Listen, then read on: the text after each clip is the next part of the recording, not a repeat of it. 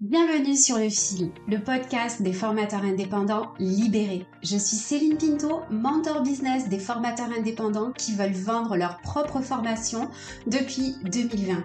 Et à travers ce podcast, je te livre les meilleures stratégies pour développer ton activité en vendant tes propres formations. Chaque vendredi, je te propose à travers ce podcast de poser un autre regard sur ton activité de formation. Je te propose de laisser ta casquette de formateur au placard et de coiffer ta couronne d'entrepreneur sur ta tête. Sur Le Fil, on va s'intéresser au business de la formation, on va parler de marketing, de communication, de vente, mais aussi d'andragogie et bien sûr de Calliope. À travers ce podcast, tu vas découvrir comment te construire une activité de formation qui te ressemble et qui coche tes 3 V, ta vie, ta vision, tes valeurs.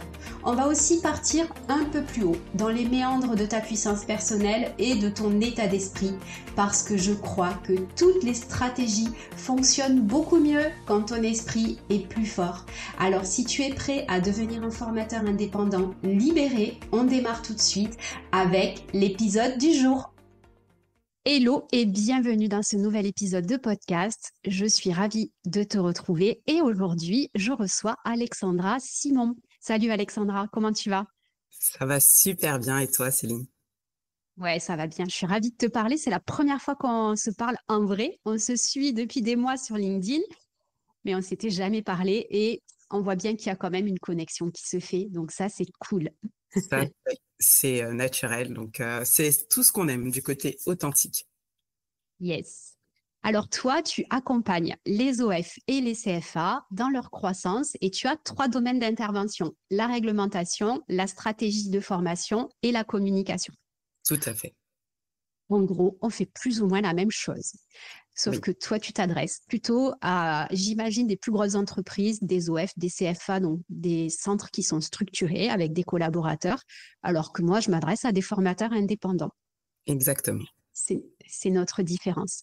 Et ce que j'avais envie de te proposer, que tu as validé gentiment pour cet épisode, c'est qu'on parte un petit peu sur un échange et qu'on fasse un point sur les 5 erreurs des formateurs ou des OF qui veulent développer leur activité de formation. Donc, l'idée, c'est que je vais lancer les erreurs et puis on va en discuter comme ça, toutes les deux, un petit peu de manière informelle et voilà. Est-ce que tu as envie de dire quelque chose pour démarrer, parce que je fais que parler?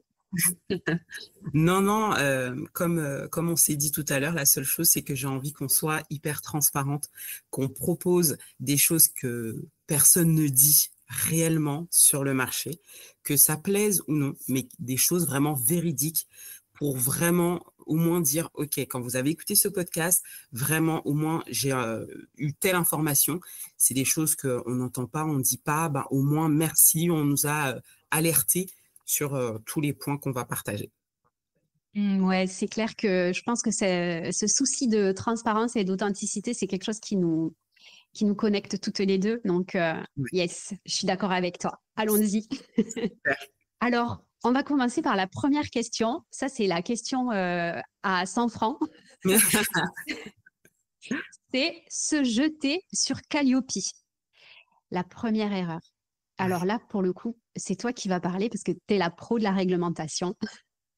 Alors là, pro, on va dire que je fais de la veille. J'essaye de faire énormément de veille là-dessus parce que ça change énormément. Ne serait-ce qu'au niveau le gouvernement, etc. Donc, quand il y a des changements, ce qui veut dire qu'il y a un impact forcément qu'il y aura sur la formation, du coup sur les budgets et du coup sur tout le monde, tous les OF qui soient indépendants ou structurés avec des équipes. Donc, voilà. Donc ça, c'est en tout cas, j'essaye. Maintenant, par rapport à Calliope, c'est pas fait pour tout le monde. Moi, j'ai envie de dire ça. Et c'est OK. Tout dépend de l'objectif que l'on veut avoir ou transmettre. On part toujours de la vision. On part pas de est-ce que je dois, est-ce qu'il faut. La réelle question, c'est ça. On veut quoi, nous, en tant que dirigeants? C'est quoi la vision? Qu'est-ce qu'on veut faire d'ici pas seulement un an, mais 3, voire 5 ans? J'adore ce que tu dis parce que clairement, c'est marrant parce que toi, tu accompagnes des OF et des CFA, donc des organismes qui sont structurés, et toi aussi, tu dis ça. Moi, en ayant des formateurs indépendants, ça a encore plus de sens ce que tu dis, mais je suis ravie de voir qu'on est raccord sur le sujet. Et clairement, moi, je trouve que l'erreur que les formateurs, les OF, ils font, c'est se dire, on a vraiment besoin de Calliope pour vendre nos formations. Et sans trop réfléchir, en fait, et ça va aller sur l'erreur numéro 2, sans trop réfléchir, on fonce billet en tête dans Calliope sans se demander si ça va servir, comme tu dis, notre objectif et notre vision. Et ça, je trouve que c'est hyper intéressant de le souligner quand même parce que euh, bah, moi, j'ai passé Calliope et puis au bout de 6 mois, je me suis rendu compte que ça servait à rien, quoi, tu vois, dans mon Ouais. activité. Bah, c'est justement ça. L'idée, c'est de se dire, moi, je suis très pragmatique. C'est-à-dire que je suis quelqu'un, c'est pour ça que je suis bien dans ma position. J'ai besoin de data. J'ai besoin de données, de savoir, etc. Donc, si tu te lances dans Calliope, il faut savoir c'est quoi ton retour sur investissement. Parce que Calliope, mine de rien, pour les indépendants, c'est cher. Il faut dire la vérité. D'accord? C'est cher parce qu'on est sur 3 ans et qu'on n'a pas forcément ce montant-là initial au démarrage, même si après, il y a des échéanciers et tout ça. Ouais, tu as une idée du budget, enfin du prix que ça coûte de passer Calliope? Bah, J'imagine que oui. oui, c'est entre, bon, il y a aujourd'hui une trentaine de certificateurs et les prix varient entre 1100 et plus. D'accord? On va Mm. dire entre 1100 et allez, 2000 euros. Je fais une grosse fourchette Ok. pour la certification totale des 3 ans. Donc, ce qui veut dire qu'il faut voir par rapport au nombre de formations potentiellement que l'on va vendre ou que l'on a vendu, si on a de l'arriéré, si on a de la data, et voir si effectivement il y a un potentiel. Si en gros on fait 3-4 formations par an, peut-être que c'est pas nécessaire d'aller chercher la certification Calliope dans ce but-là. Si après le but c'est de se dire ok moi je veux aller chercher une certif pour histoire d'avoir entre guillemets bon, pas un label mais on va dire quelque chose de voilà de qualité, ça peut être aussi un objectif. C'est un objectif d'image de marque. Pourquoi pas, j'ai envie de dire. Donc, il faut savoir dans quel objectif on veut l'avoir. Pas se dire c'est ça qui va ouvrir les portes euh, aux floues, on va dire ça comme ça. Mais ça va dépendre aussi de la cible que l'on va avoir. Ouais, bah justement, c'est ce que je voulais dire aussi, parce que quand tu as une cible, admettons B2C des consommateurs qui vont faire, je dis n'importe quoi, mais une formation de tricot, de crochet, bon, partons vraiment Ouais. dans le cliché, les personnes, elles vont pas forcément penser au CPF pour se former, elles vont acheter une formation et elles vont la faire directement. Donc, pour ça, il n'y a pas besoin d'avoir Calliope parce qu'il n'y a pas de financement, en fait. Euh, les formations pour les entrepreneurs, alors il y en a beaucoup qui peuvent se faire financer, mais il y a pas mal de formations qui peuvent être achetées Mhm. par un entrepreneur ou même pour ses collaborateurs parce qu'il en a besoin. Et du coup, il s'en fout aussi que ça soit financé parce que la transformation que tu proposes dans ta formation, elle est tellement importante que ça vaut le coup. Mm. C'est vrai. Et puis, il y a aussi deux mondes qui sont très liés. Il y a l'infoprenariat et il y a la formation professionnelle. Et ça, c'est un monde où, voilà, la limite, elle est vraiment mince. Et la différence, c'est qu'aujourd'hui, il y a beaucoup d'infoproduits, c'est-à-dire des produits de formation où, voilà, il va y avoir soit ça peut être une transformation hein, d'un point A à un point B. En France, la réglementation, alors là, je vais peut-être sortir les gros mots, mais la réglementation enfin, la formation professionnelle est réglementée, ce qui veut dire qu'il y a des paramètres à prendre en compte quand on parle de formation professionnelle. Ce qui veut dire qu'il y aura ben, tout un process de déroulé pédagogique à respecter, une montée en compétences à respecter dans l'accompagnement que l'on propose et une évaluation qui permet de positionner la personne en ayant un avant-après. Donc, il y a ce côté-là qui peut être confondu parfois avec ce que l'on voit au quotidien sur YouTube, LinkedIn et autres, sur des produits dits formation, mais qui ne sont pas en France appelés formation professionnelle. Ouais, c'est clair. Et alors, du coup, quand tu dis ça, là, on sort aussi du cadre de Calliope, mais on va penser au numéro de déclaration d'activité et à la fameuse exonération de TVA qu'on peut demander avec le NDA. Et donc, clairement, là, ce que tu dis, c'est très intéressant parce que il faut avoir une vraie formation professionnelle, donc avec les 3 critères que tu as expliqués.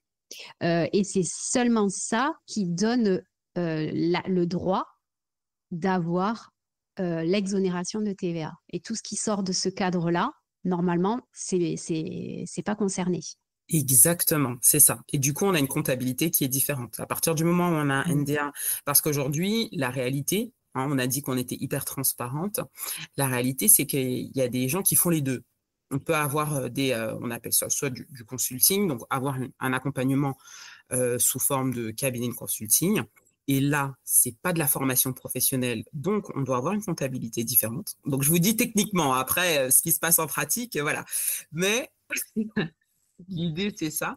Et du coup, il faut bien avoir 2 comptabilités distinctes. Donc, c'est intéressant quand on a son numéro de déclaration d'activité et qu'on propose des accompagnements en formation professionnelle et des accompagnements divers, d'avoir ces 2 comptabilités distinctes et donc, ce que tu disais, l'exonération de TVA. Ouais, c'est ça. Moi, je fais bien le distinguo. Enfin, tu vois, des fois, j'ai des prestations de mentorat où je Mmh. fais vraiment que du mentorat. Bah, ça, j'applique une TVA dessus à Mmh. 20, alors que bah, après, j'ai mes formations où là, effectivement, c'est de la vraie formation. Donc, il y a 0%. Donc, ça, faut faire attention. Oui, tout à fait. Ok, super. Donc, bon, Calliope, on ne se jette pas dessus. On réfléchit bien à sa vision, à ses objectifs et on mesure le retour sur investissement potentiel parce que c'est un investissement qui est cher. Moi, je me suis aussi fait accompagner à l'époque. Donc, en plus du prix Calliope, j'ai payé un accompagnement parce que c'est pas si simple que ça quand même d'obtenir Mmh. Calliope. C'est pas si difficile, mais c'est pas si simple. C'est un Ouais, peu les deux. c'est ça dépend du parcours de chacun. Quand on a un Ouais. profil, voilà, on a travaillé en sous-traitance, ben là, on connaît plus ou moins, on baigne dedans, mais il y en a qui partent de zéro, qui n'ont pas du tout connaissance de ça, soit par reconversion professionnelle ou autre. Et là, oui, un accompagnement peut être nécessaire. Mhm. Donc, on se pose quand même les bonnes questions avant de se jeter, d'aller investir 3 000 euros, du temps, etc.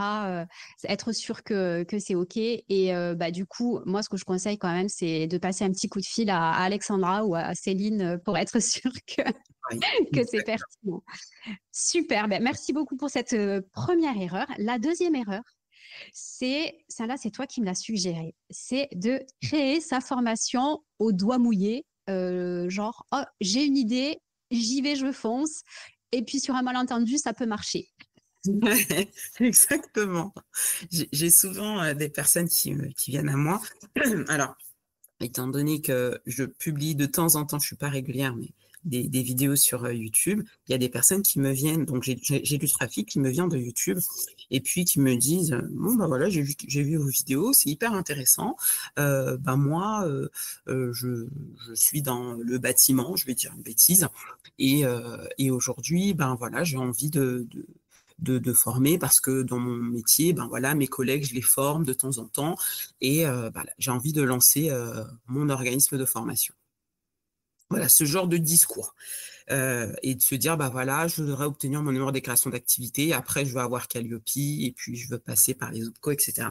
Euh, c'est bien, mais si on n'a pas s'il n'y a pas de data, on se dit, bon, bah, comme je le fais au travail, c'est que ça doit plaire à d'autres, donc j'y vais. Ça, c'est vraiment la démarche à ne pas faire, quoi. Se Ouais, c'est renseigner. clair.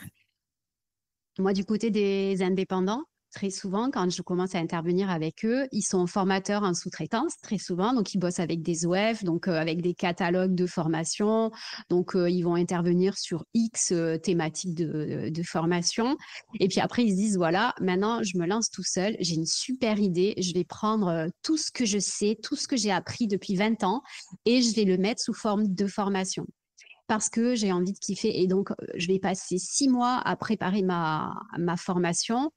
Toi, du coup, il passe 6 mois à faire tout, à Ouais. lancer tout, à créer leur entreprise, le numéro de déclaration d'activité, c'est pas de la tarte aussi de l'avoir, Calliope, etc.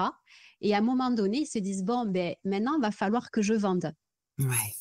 Hmm, Et là, il n'y a plus ok, personne. Et là, comment on fait? c'est ça. Et là, on se dit, attends, mais en fait, quand j'étais quand j'étais sous-traitant, que je travaillais avec des OF, ou quand j'étais salarié, que je formais mes collègues, ils étaient hyper contents, il y avait de la demande, ils voulaient bosser avec moi, ils étaient...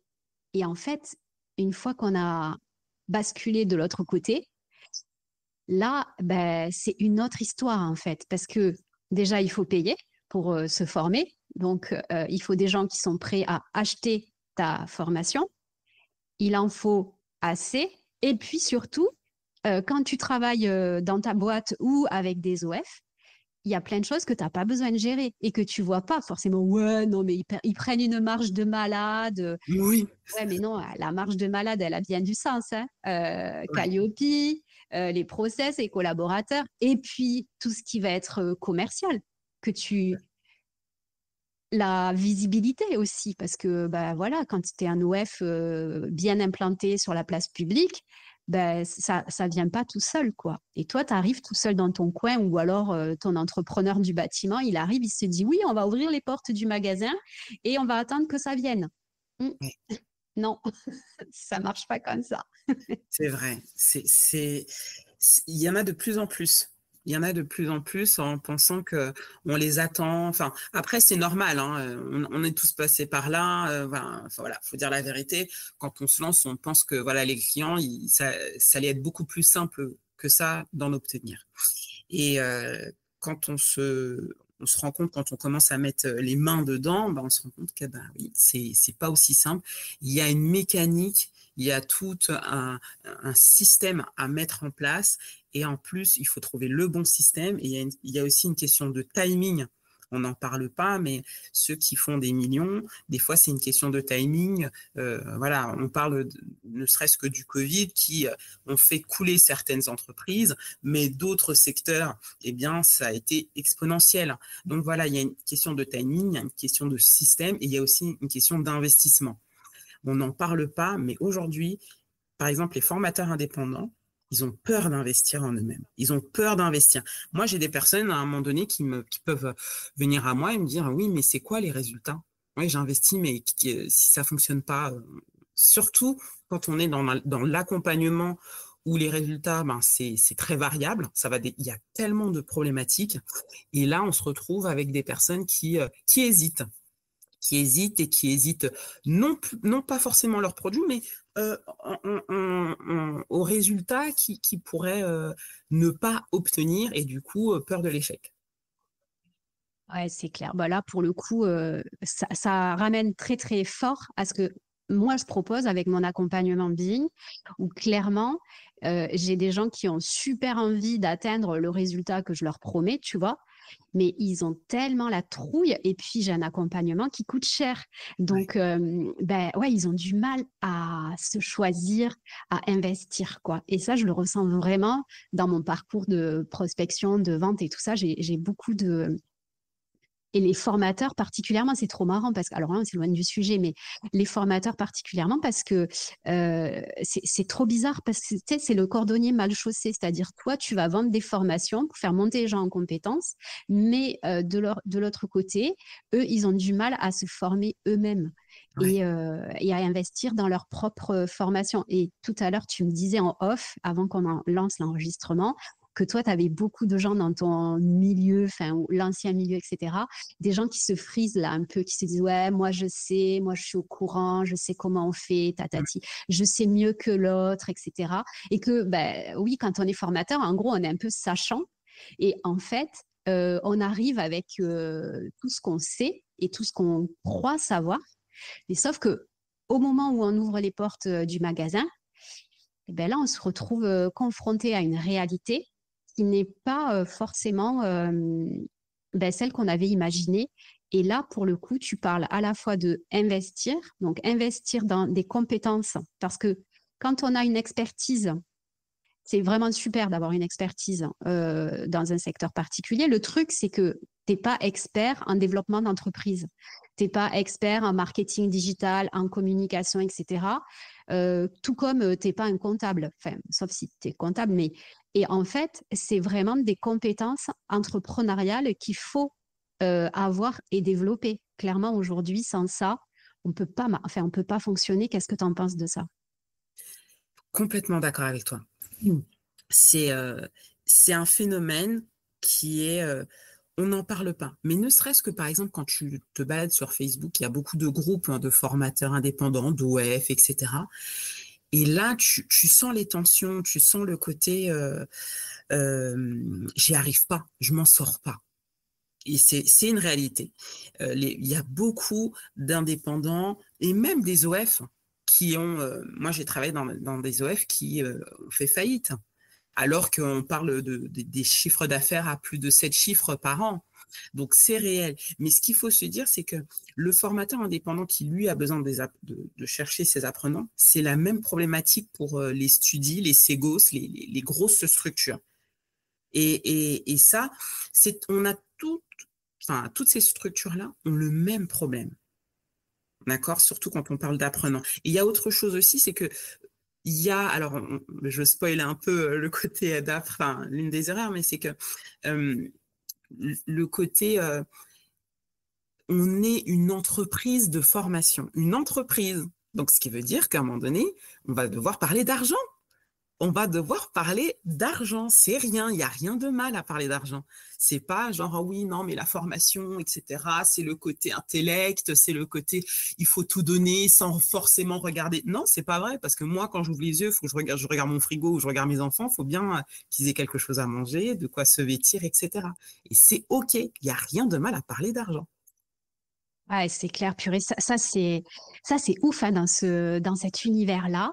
Ouais. Alors moi, j'adore parce que tu sais, je prospecte un petit peu sur LinkedIn et donc j'envoie des messages et des fois j'ai des réponses.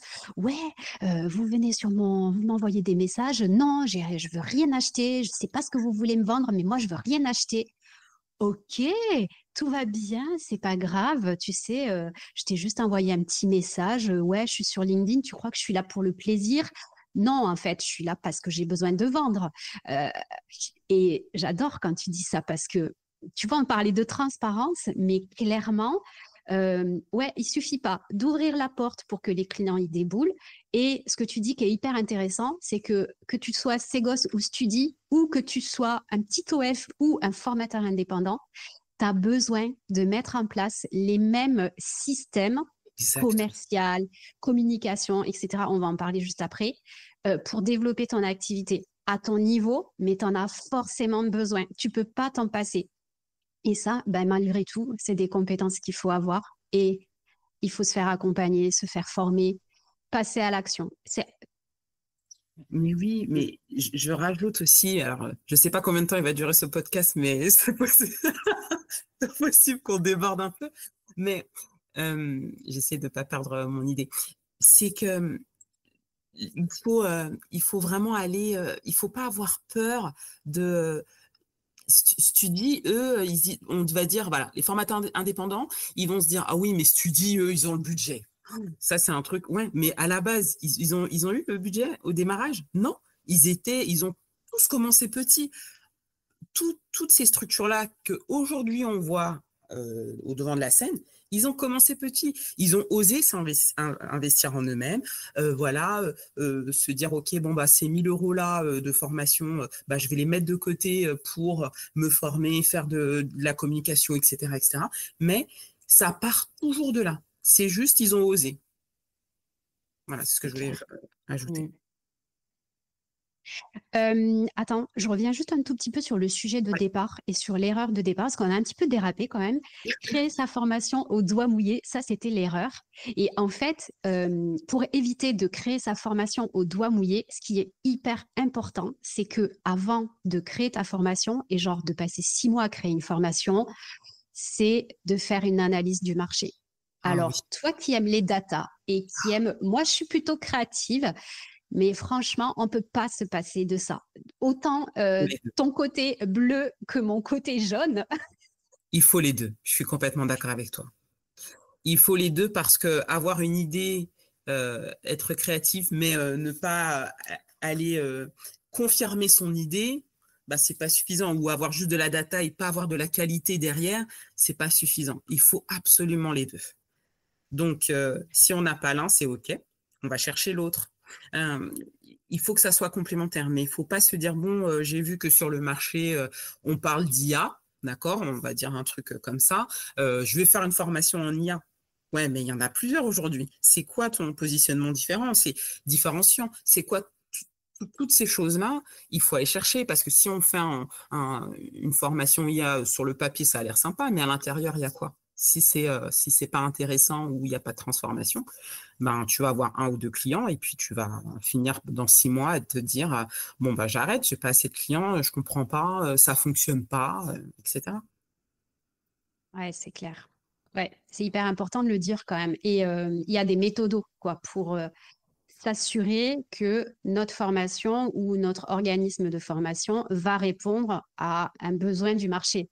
En vrai, c'est ça la question. Est-ce que le marché a un besoin et je vais combler ce besoin et donc travaille sur le positionnement, ce que tu fais, à qui tu t'adresses, etc., etc. Et effectivement, une formation IA, c'est tout sauf quelque chose qui peut en gros, c'est trop général, quoi. Il faut vraiment préciser ta cible, préciser qu'est-ce que tu vas faire avec l'IA. Moi, j'utilise très bien l'IA. Le jour où je veux acheter une formation sur l'IA, je pense que ça n'arrivera pas. Parce que j'ai appris à l'utiliser, bah, je vais avoir vraiment besoin d'un niveau avancé, quoi. Donc, si tu me dis, bah, apprends à faire des prompts, merci, mais non, merci. Donc, toi, ta formation, tu dois bien savoir si ta formation, c'est pour apprendre à faire des prompts ou si c'est pour apprendre à faire des custom GPT qui renvoient vers des actions, etc., ou des intégrations dans tes outils et tout et tout. Bon, bref, on Mm. se perd un peu, mais voilà, c'est hyper important de bien définir tout ça. Et Ouais. aussi, il y a un truc aussi, je sais pas si t'as ça aussi, mais enfin peut-être dans les OF, c'est pas trop, mais moi, les formateurs indépendants, c'est par exemple, ils ont beaucoup d'expérience. Généralement, ils sont en reconversion. Et en fait, ils vont mettre 25 ans d'expérience dans une formation en se disant, moi, je veux tout mettre. Ben, au début, c'est ce que j'ai fait. Là, clairement, j'ai fait toutes les erreurs de Ouais. débutants.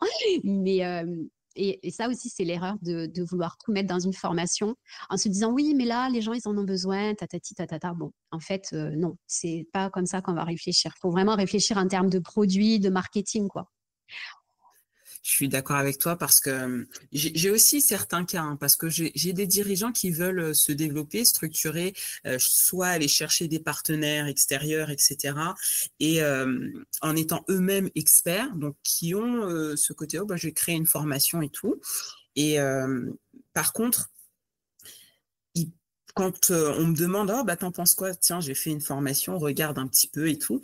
Je dis, mais en plus, surtout avec le format e-learning, ils veulent mettre énormément de choses, mais au final, ça, c'est le syndrome, c'est le côté, alors peut-être que je le dis de cette manière-là parce qu'on ne le dit pas souvent de cette manière-là et c'est important, mais c'est le côté, on s'excuse limite, enfin, que la personne ait acheté la formation que, ben, oh merci, ben, pour te remercier, ben, je te donne tout, je te donne mon âme, limite, quoi. Et du coup, ça transparaît. Donc, il y a des gens, des fois, enfin, j'ai des dirigeants qui me disent, ah bah tiens, regarde, j'ai fait une formation et tout, regarde. Mais ça se voit qu'il y a vraiment ce syndrome du je te donne tout, je mets tout mon jus de cerveau et puis voilà quoi. Et c'est pas bénéfique ni pour le dirigeant et ni pour l'apprenant. C'est encore pire pour lui parce que il y en a trop, il y en a de trop. Il sait plus, il sait pas pourquoi, il sait pas, voilà. Et il reviendra certainement pas. Donc Yes, c'est très ça. intéressant ce que tu dis. Troisième erreur. Troisième erreur, alors celle-là, elle est basique, c'est ne pas communiquer. Ah, ne pas Ah, communiquer. Bon, on en ouais. a déjà parlé tout à l'heure, mais c'est clair que une fois que tu as une offre, que tu sais que les clients vont l'acheter, que tu as bien réfléchi à ton positionnement, à ta cible, à tes objectifs, Calliope, pas Calliope, tatati tatata, à un moment donné, tu peux pas y échapper. Il va falloir que tu te fasses connaître, que tu communiques. Et là, bon, moi, j'accompagne beaucoup de formateurs indépendants. Eux, ils flippent. Ils flippent à mort de publier. Et ils ont l'impression, tu sais, de jouer leur vie chaque fois qu'ils vont faire un post. Bah, je comprends totalement. J'ai une dirigeante que j'accompagne aussi en ce moment qui a peur de publier parce qu'il y a ses pairs qui vont regarder ou ah oui, c'est trop basique. Il y a beaucoup de voilà, non, non, ça, si j'écris ça, c'est trop basique. Mais c'est trop basique pour qui? C'est ça le truc, c'est qu'on écrit pour qui? Qui on veut toucher? On écrit pour nous, on écrit pour les copains, on écrit pour qui? C'est ça qu'il faut se dire avant de cliquer sur ce bouton, que ce soit Insta, vidéo, peu importe, TikTok et autres. On écrit pour qui? Assurez-vous de savoir pour qui vous écrivez quand vous allez publier. Vous écrivez pour vos apprenants, vous écrivez pour vos futurs apprenants. La plupart du temps, c'est ça.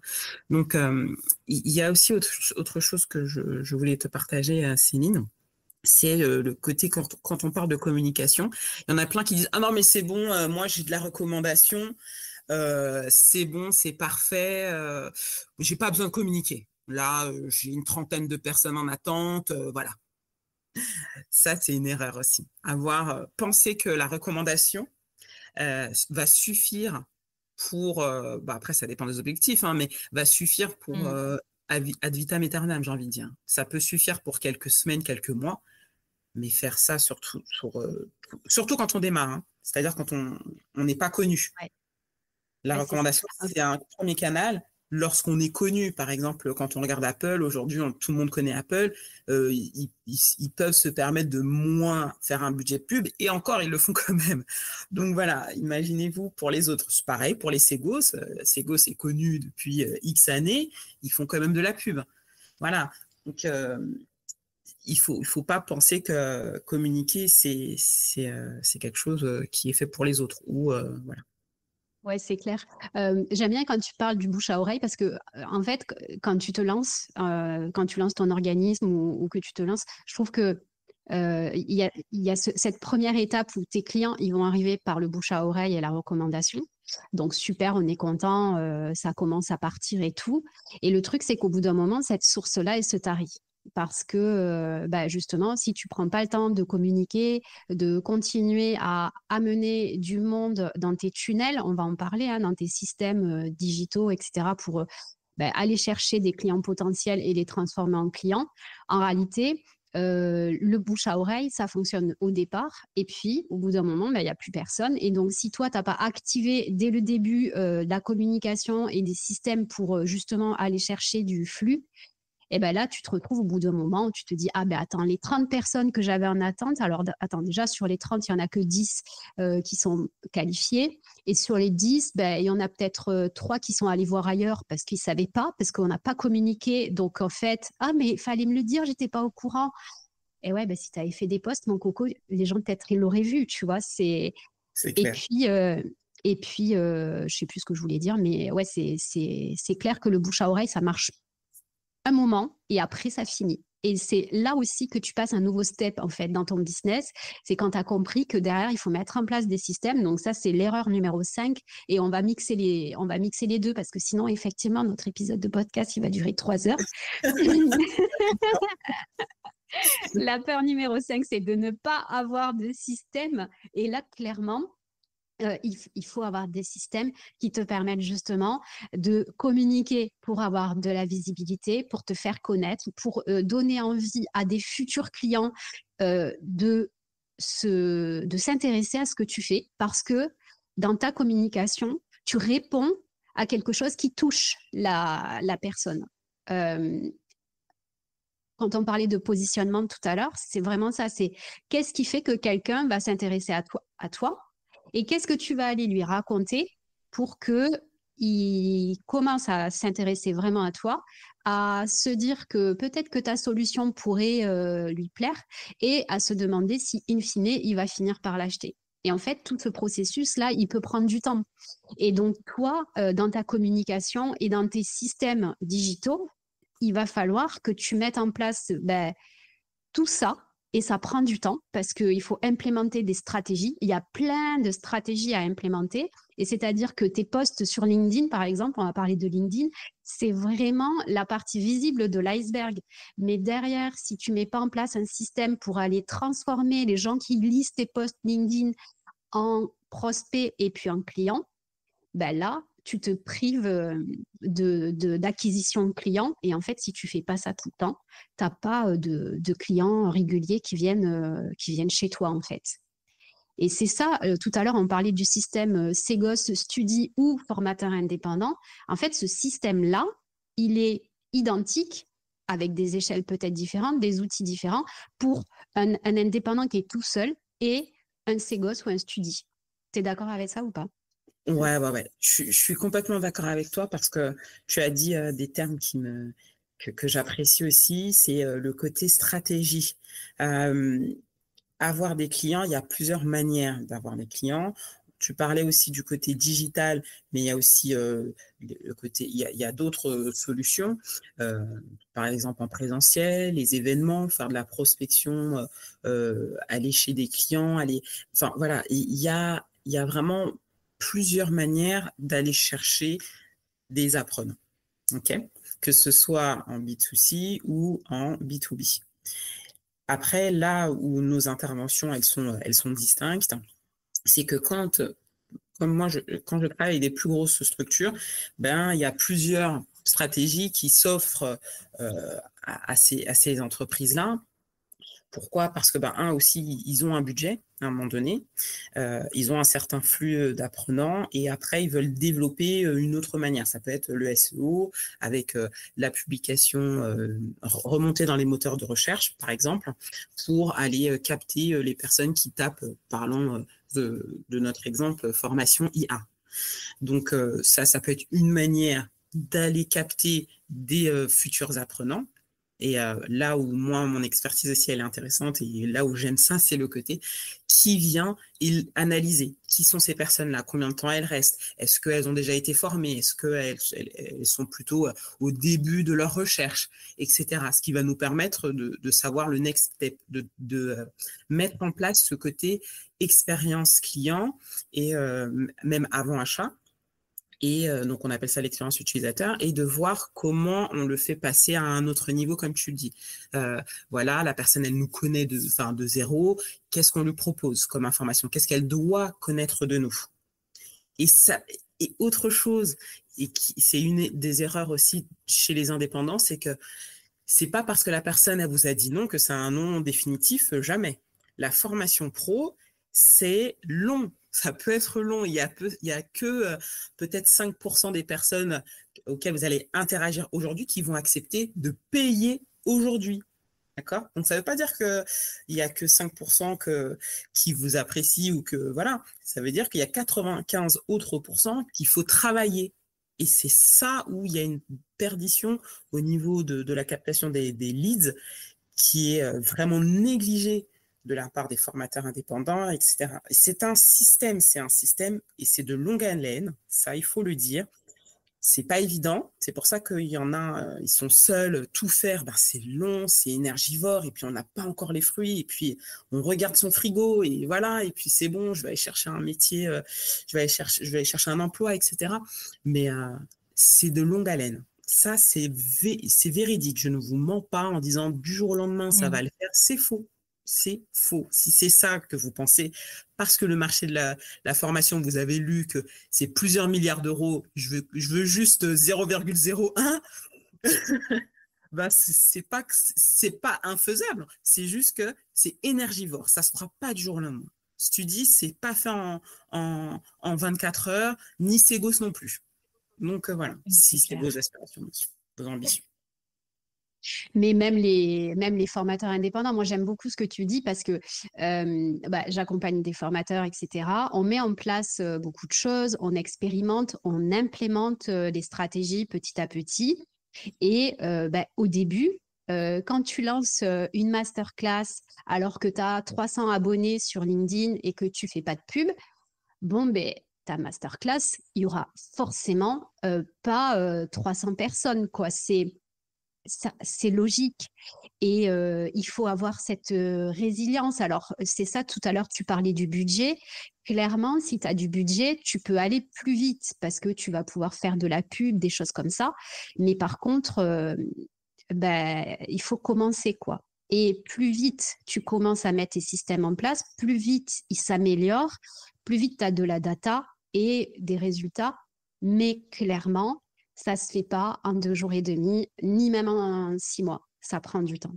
Ça, c'est vrai. Ça. Et je suis contente que tu le dises.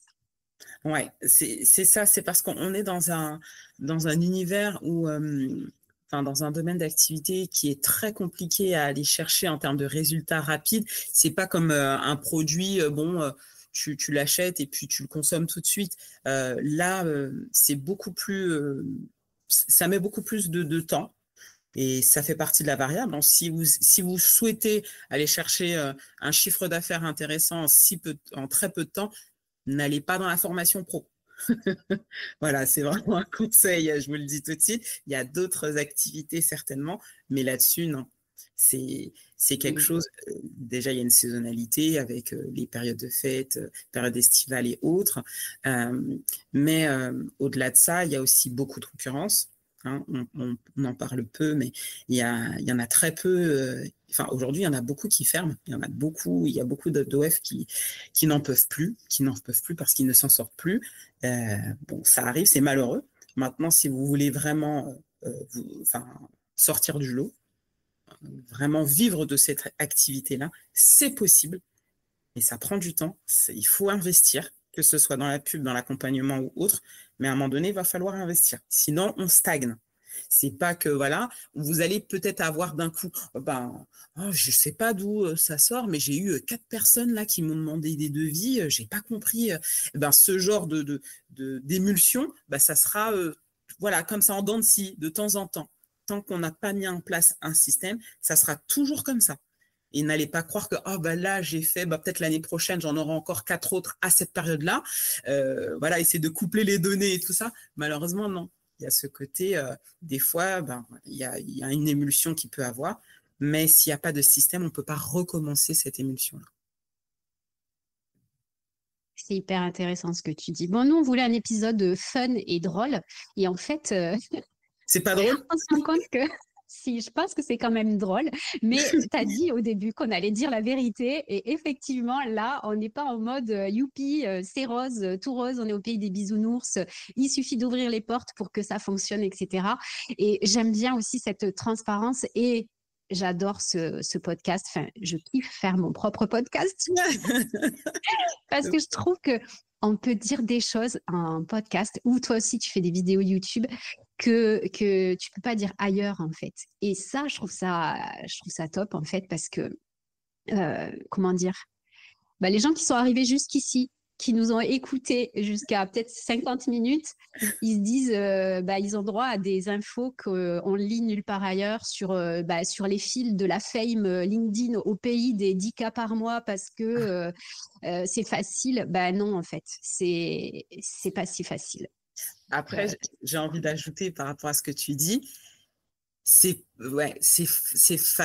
pas facile, mais c'est possible. Il y Ah en oui. a. Et ça, c'est une vérité aussi. Peut-être pour la note joyeuse. Moi, toi aussi, tu as des success stories, je pense. Et pareil de mon côté, où il y a des personnes qui, une fois qui ont implémenté tout ce qu'on a dit, qui ont évité les erreurs dont on a partagé aujourd'hui, qui ont passé ce cap, parce que il faut passer le cap, de se dire non, moi je sais, je veux, et mon objectif c'est de faire 100 cas par an, peut-être pour 2025, je ne sais pas, et de se dire ok, je vais aller les chercher. Pour aller les chercher, je vais aller faire ça.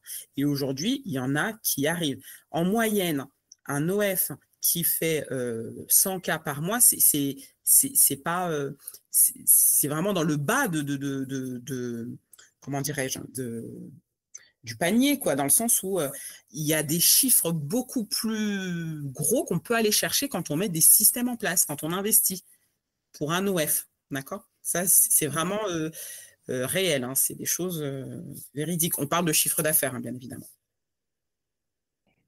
Super. Bon, on va vite passer sur la dernière erreur parce qu'on avait dit 5, donc on se dépêche. Et ça, alors, cette dernière erreur, c'est quelque chose qui peut nous permettre de nous sauver à certains moments, même si, pareil, les formateurs, les OF, ils ont la trouille de faire ça. C'est le commercial. C'est prospecter et aller vendre. Alors ça, c'est une sacrée erreur aussi parce que clairement, eh ben, les clients, aujourd'hui, ils sont habitués à lire nos posts sur les réseaux, à nous voir passer, etc. Peut-être qu'ils vont nous connaître, mais à un moment donné, il va falloir aller leur tendre la canne à pêche, quoi, pour qu'ils puissent se dire, bon, ben là, c'est bon, je suis prête, j'achète. Et ça, je trouve que ça passe beaucoup par cette phase de prospection et de commercial. Et personnellement, la majorité des formateurs que je rencontre, ils ont la trouille de faire ça. Ils ont l'impression de jouer leur vie à chaque fois qu'ils vont contacter une personne. Ouais, mais j'ai envie de dire quand ces personnes-là, à tous ceux qui nous écoutent, ça c'est tout le monde. À un moment donné, on est une entreprise. Il faut passer par cette case de commercialisation de l'action de formation. On va dire ça comme ça. Et il y en a qui ont des approches très archaïques. Ça a fonctionné peut-être il y a quelques années, mais aujourd'hui, c'est plus possible. Je vous donne un exemple. Bon, j'envoie un message sur LinkedIn et je dis bonjour, je suis Alexandra Simon, je fais de la formation IA. Voici mon catalogue de formation. Si vous avez un besoin, n'hésitez pas.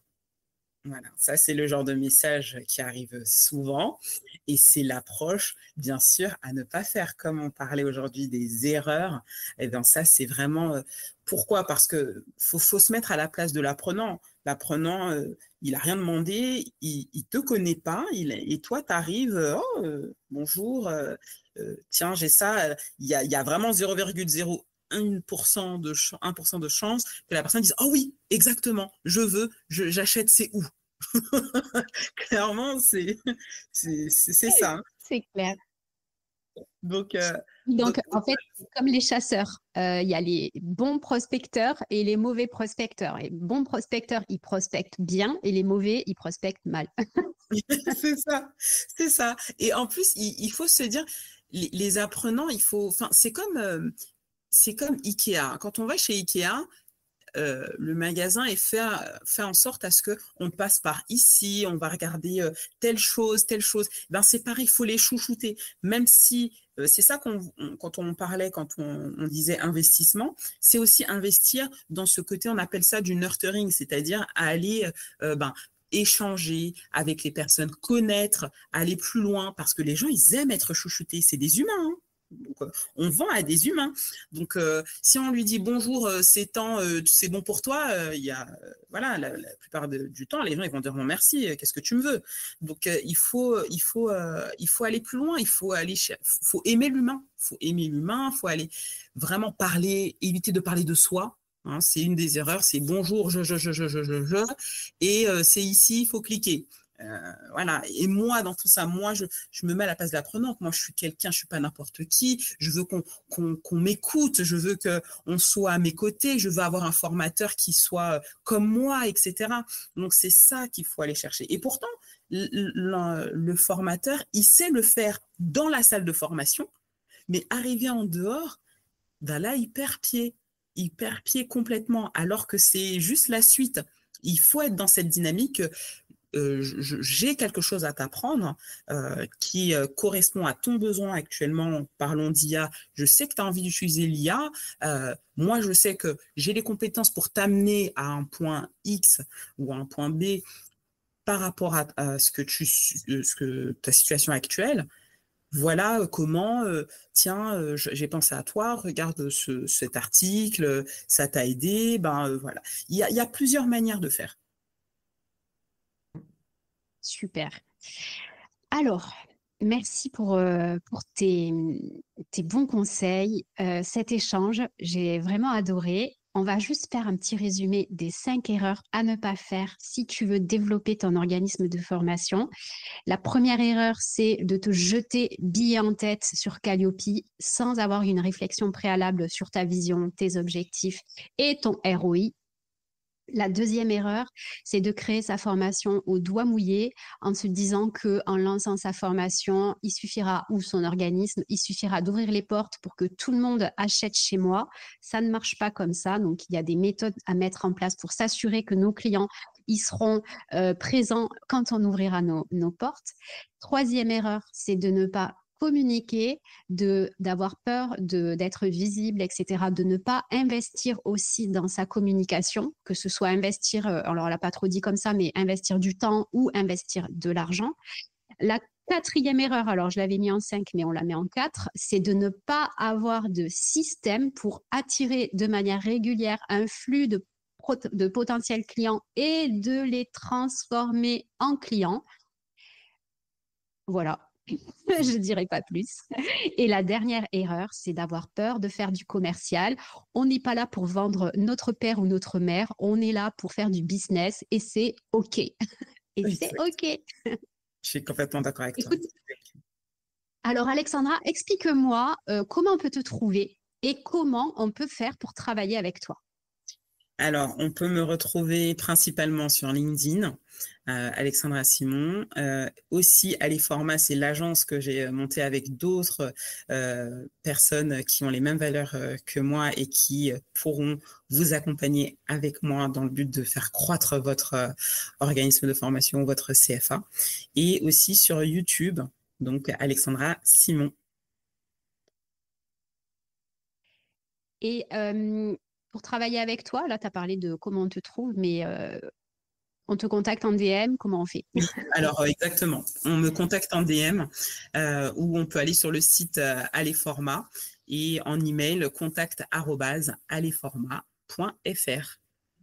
Est-ce qu'il y a une offre particulière, spécifique que tu voudrais nous présenter aujourd'hui? Alors, aujourd'hui, l'offre qui est le plus populaire chez nous, c'est la structuration. Il y en a qui ont besoin il y a des OF qui ont besoin de se structurer. Et on parlait justement de la data, de l'action de formation, etc. Comment tout structurer pour aller chercher ces objectifs de chiffre d'affaires. Et dans ces cas-là, là, on peut vous accompagner sur 3 voire 6 mois en fonction de vos objectifs et de votre degré de maturité d'OF. Super, écoute, c'était vraiment un immense plaisir de parler avec toi, de découvrir ton univers, ton énergie. C'était trop bien, je te remercie beaucoup et je vous remercie pour votre écoute. À très bientôt et c'est tout. Attends, j'arrête. J'espère que cet épisode t'a plu. Et si c'est le cas, je t'encourage à déposer 5 étoiles ou un commentaire sur ta plateforme de podcast préférée. Mais tu peux faire encore mieux en partageant cet épisode à ta collègue formatrice que ça pourrait aider.